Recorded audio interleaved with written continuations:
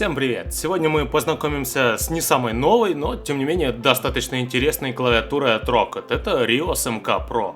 У Roccat все клавиатуры в принципе более или менее похожи. У меня уже был обзор на Isco FX, так вот она очень похожа на эту. Это в общем-то узнаваемый дизайн, срезанные углы, неотсоединяемая подставка под запястье и 3 кнопки переключения профилей. Сразу скажу, что ощущается все это очень качественно и монолитно, но тут сказывается то, что модель не самая новая и здесь нет новомодной и вездесущей RGB подсветки.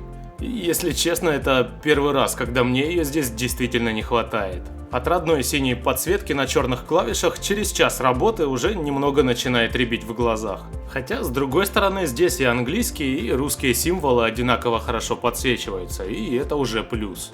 Подставка здесь, как и у остальных клавиатур Roccat, несъемная, но тем не менее я с этим проблем не испытывал. Потому что стол у меня большой, да и подставкой я пользуюсь почти постоянно, поэтому для меня только плюс, что она не болтается и не скрипит, а является полноценным продолжением корпуса всей клавиатуры. Единственный спорный момент это то, что она как бы парит над столом, а не прилегает полностью, и выглядит это не очень красиво, но на деле опять же никаких проблем не возникает. Рука лежит очень удобно и никуда не скользит. Roccat Rios MK Pro выпускается с механическими переключателями Cherry MX всех цветов. Ну а я для обзора специально попросил на MX Blue, потому что давно не было клавиатуры с такими переключателями, да и печатать на них одно удовольствие. Здесь ощущается и четко фиксируется каждое нажатие клавиши.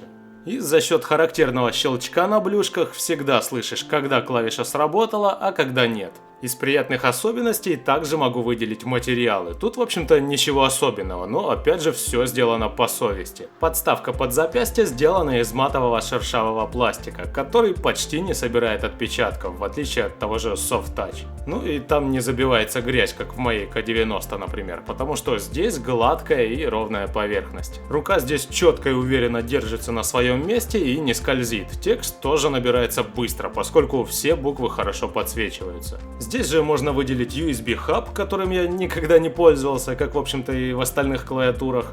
Ну и разъемы под микрофон и наушники, которыми я тоже никогда не пользовался, потому что у меня наушники стоят 200 баксов, и вставлять их в монитор или клавиатуру с разъемом 3,5 мм это, конечно, то еще кощунство. А вот что-то вроде этого за 1000 за 1500 можно смело сюда подключать, я думаю, разницы не будет. Что касается набора текста, то, как я уже и сказал, печатать здесь одно удовольствие. Текст набирается быстро, раскладка удобная, ну и Cherry MX Blue, конечно, добавляют своего шарма при печати. А вот для игр, мне кажется, это уже сомнительное удовольствие, и ночью вы уже вряд ли поиграете, потому что клавиатура щелкает будь здоров.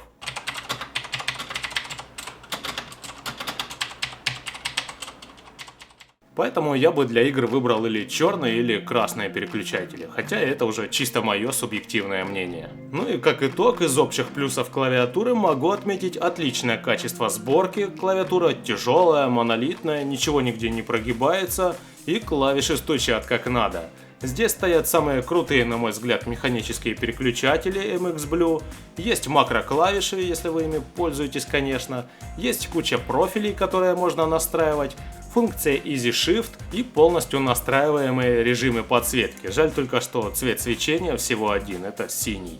Ну а к минусам лично я бы отнес отсутствие очень удобного валика регулировки громкости и отсутствие отдельных мультимедийных клавиш в целом. Здесь они совмещены с F клавишами и нажимаются как на ноутбуке в комбинации с кнопкой FN. Это в общем-то сомнительное удовольствие.